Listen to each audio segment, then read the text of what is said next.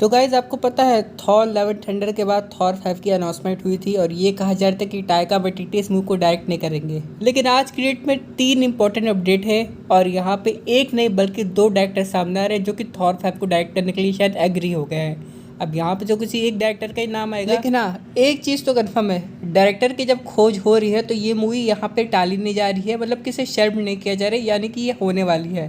तो आज हम लोग समझने वाले कि थॉर की ऐसी क्या नई अपडेट है जो कि इम्पोर्टेंट। तो अभी आप लोग ने एक मूवी देखी होगी फ्यूरियोसा।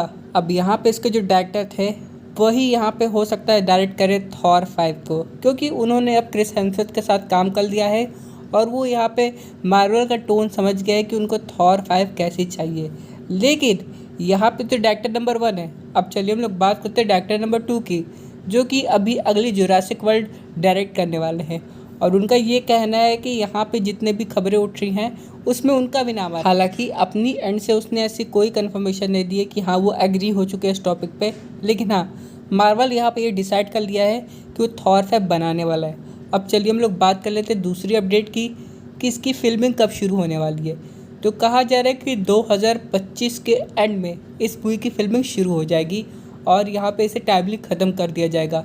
लेकिन 2025 का एंड मतलब समझ रहे हैं, इस मूवी को ऑलमोस्ट कंप्लीट होने में तब 6 से 8 महीने का समय लगेगा। बाकी 2-3 महीने प्रमोशन निकाल लीजिए, यानी कि इस मूवी की जो रिलीज़ डेट है वो शायद 2026 या 2027 जाए। लेकिन यहाँ पर आप लोग को पता होगा 2026 में भी एवेंजर्स का प्लान चल रहा है और यहाँ पे हो सकता है उसे आगे बढ़ाया गया। तो अब यहाँ पे दूसरा इम्पोर्टेंट सवाल ये आता है, क्या ये एवेंजर्स 5 से पहले आने वाली है या फिर उसके बाद? और अगर ऐसा होगा तो यहाँ पे थॉर का जो डेवलपमेंट है वो एवेंजर्स सीक्रेट वॉर के हिसाब से होगा। यानी दोस्तों हम लोग समझ गए हैं, जैसे कि एवेंजर्स इन्फिनिटी वॉर हम लोग देखे थे तो थॉर की स्ट्रेंथ को थॉर रैग्नारोक में दिखा दिया था कि बिना हैमर के भी वो कितना पावरफुल हो सकता है। फिर एवेंजर्स इन्फिनिटी वॉर में उसने रॉकेट और ग्रूट के साथ अपना स्टॉर्म ब्रेकर बनाया। उसी तरीके के कुछ सिनारियो क्रिएट करके थॉर की पावर लेवल को हो सकता है एवेंजर्स सीक्रेट वॉर से पहले दिखा दिया जाए। लेकिन यहाँ पे एक डाउट आता है, अगर थॉर 5 एवेंजर्स सीक्रेट वॉर से पहले आ रही है तो यहाँ पे हम लोग समझ सकते हैं कि एवेंजर्स 5 में भी थॉर का कैमियो ना हो।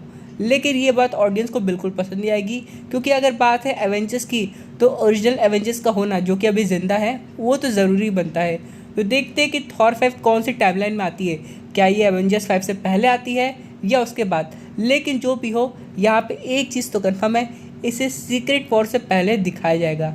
अब बात कर लेते हैं सबसे इम्पोर्टेंट डिटेलिंग की, यानी कि इस मूवी में कॉन्सेप्ट क्या होगा। तो कहा जा रहा है दोस्तों इस मूवी में मल्टीवर्स का यूज़ होगा। अब जैसे कि Doctor Strange Multiverse of Madness, Spiderman No Way Home, ये सब मूवी देखें तो यहाँ पे मल्टीवर्सल एलिमेंट हम लोग को देखने को मिले हैं, वेरिएंट्स, उसके बाद यहाँ पे मल्टीवर्स से आए हुए लोग। उसी तरह थॉर 5 को और इंटरेस्टिंग बनाने के लिए मल्टीवर्स को कॉन्सेप्ट यूज़ होने वाला है ताकि मूवी में एक नई जान आ जाए।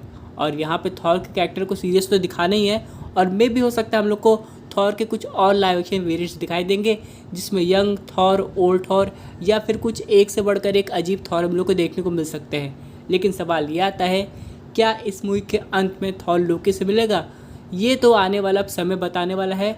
लेकिन आप लोग कमेंट करके बताइए कि आपके हिसाब से थॉर 5 की टाइमलाइन क्या होनी चाहिए, एवेंजर्स 5 से पहले से दिखाना चाहिए या फिर उसके बाद? और अब कैसा थॉर एक्सपेक्ट कर रहे हैं? और यहाँ पे क्या थॉर के साथ कोई टीम अप होना चाहिए, जैसे कि हरकुलिस तो है ही थॉर के साथ, क्या हल्क को वापस दिखाना चाहिए या फिर बेटर है बिल को थॉर के टीम में दिखा के एक नई टीम बनानी चाहिए रिवेंजर्स के ही नाम से?